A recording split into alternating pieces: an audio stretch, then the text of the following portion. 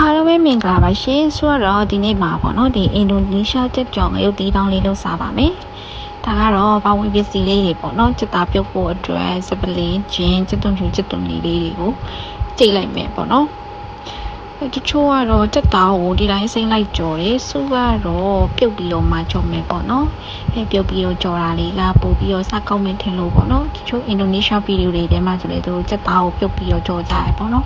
ဒါလေးတွေကိုပထမဆုံးဒီချက်သားပြုတ်မဲ့အိုးလေးထဲမှာစီလေးနည်းနည်းလေးပဲထည့်ပြီးတော့ပေါ့နော်လှိမ့်လိုက်မယ်ပေါ့နော်လှိမ့်ရုံလေးပဲလှိမ့်လိုက်တယ်ပေါ့နော်စီတက်တဲ့အနေထားမရောက်ဘူးဒီတိုင်းလှိမ့်ရုံလေးလှိမ့်ပြီးတဲ့အခါမှာဆိုတော့ဒီချက်သားလေးတွေကိုထည့်လိုက်မယ်ပေါ့နော်အောက်ကနေခံပြီးတော့ချက်သားလေးတွေကိုထည့်ပြီးတော့မှရေလေးနည်းနည်းလေးထည့်ပြီးတော့ပြုတ်ထားလိုက်ပါမယ်ရှင်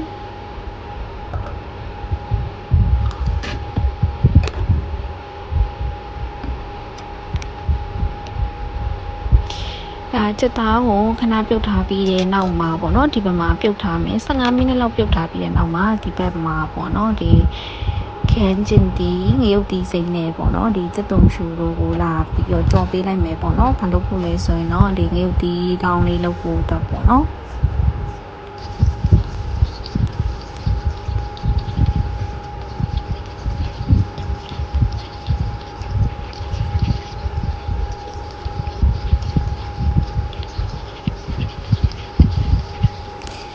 ဆိုတော့ဒါဒီစီများလေးနဲ့ကြော်ထားတယ်ပေါ့နော်တကယ်တော့ကြံခဲ့တဲ့စီကိုချက်သားကြော်တဲ့နေရာမှာဆက်ပြီးတော့သုံးပါပေါ့နော်လို့ဆိုတော့ပထမဆုံးမှာတော့ဒီအရင်ဆုံးငရုတ်တီရဲ့ချက်သွန်ဖြူရဲ့ဒီခန်းကျင်တီတချို့ကတော့ခန်းကျင်တီမထည့်ဘူးဆိုတော့ဒီခန်းကျင်တီလေးထည့်ထားတယ်ကိုကနေပေါ့နော်ကိုစားကြတဲ့ပုံစံလေးတောက်စားလုပ်စားမှဖြစ်တဲ့အတွက်ကြောင့်မို့ကိုကြိုက်တဲ့ ingredient လေးတွေကိုပို့ပြီးတော့သုံးထားပါရရှင်ဒါငရုတ်တီနဲ့ငရုတ်တီပေါ့နော်ဒီခန်းကျင်တီနဲ့ချက်သွန်ဖြူကြော်ပြီးသွားတဲ့အခါမှာတော့ဒီချက်သားအိုးလေးကိုပြန်ပြီးတော့ကြည့်လိုက်တယ်ပေါ့နော်ချက်သားလေးတွေကလည်းစူလာပြီ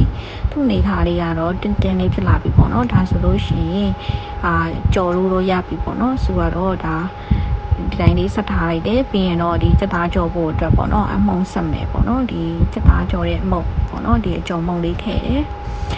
ထည့်ပြီးတဲ့အခါမှာတော့ဆိုတာဒီချက်သားပြုတ်ရည်ကိုပဲပြန်သုံးလိုက်တယ်ပေါ့နော်ချက်သားပြုတ်ရည်လေးသုံးပြီးတော့မှနှစ်လေးလုပ်တာပေါ့နော်နှစ်လေးလုပ်ပြီးလို့ရှိရင်ဒီချက်သားကိုဒီထဲမှာဒီအနှစ်နဲ့နေပြီးတော့မှကပ်ပြီးတော့ကြော်မှာပေါ့နော်တချို့ကအဲ့လိုမလုပ်ဘဲနဲ့ဒီတိုင်းကြော်တာမျိုးရှိတယ်ဆိုတော့ဒါသူများတွေကြော်ထားတဲ့ဗီဒီယိုတွေထဲမှာပေါ့နော်ကိုကြိုက်တဲ့လူတွေပြန်ပြီးတော့ကြော်စားဖြစ်ပါတယ်ဒါချက်သားစားပြီးတော့ကြော်ပါမယ်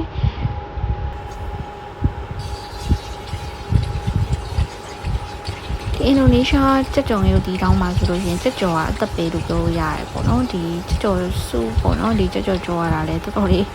အချိန်ပေးရတယ်ပေါ့နော်ချက်သားပြုတ်ရရတယ်ပြီးလို့ရှင်အနှစ်နဲ့နေပြီးတော့မှဒီရောင်လေးတွေပြောင်းလဲထီပေါ့နော်ကြော်ထားပေးလိုက်တယ်ပေါ့နော်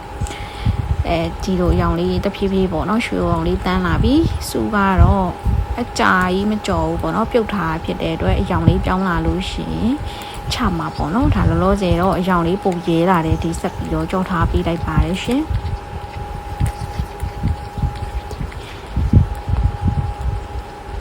တကယ်တော့စုဒီချက်ကြော်ဒီပေါ့နော်အတန်လေးကောက်ဖြစ်တဲ့အချိန်ထိကြော်ကျင်တာပေါ့နော်အဲ့လိုနေထားလေးရောက်မှာချမယ်ပေါ့နော်ဒါကြောင့်မလို့စုချက်ကြော်လေးကိုတီချာကီယူတစ်ဆိုင်နေပေါ့နော်အချိန်ပေးပြီးတော့ကြော်ပေးလိုက်ပါတယ်ရှင်ဘာလို့လဲဆိုတော့ဒီဘီနူးကဒီအဓိကကတော့ချက်ကြော်ပေါ့နော်ချက်ကြော်နဲ့ငရုတ်တီထောင်းပေါ့နော်အဓိကပါဝင်ပစ္စည်းနှစ်ခုဖြစ်တဲ့အတွက်ကြောင့်မလို့ဒီချက်ကြော်လေးကိုအချိန်ပေးပြီးတော့တီချာလေးကြော်ဖြစ်ပါတယ်ရှင်ဒါဒီနေထားဆိုလို့ရှင်တော့ဒါကျွတ်လေးရနေပြီပေါ့နော်အပေါ်ကကျွတ်လေးနဲ့အထဲတွင်းသားလေးကအီးလေးနဲ့ပေါ့နော်ဒါဒီနေသားလေးဆိုချလို့ရပါပြီအရောင်လေးကလည်းတော်တော်လေးလာတယ်ပေါ့နော်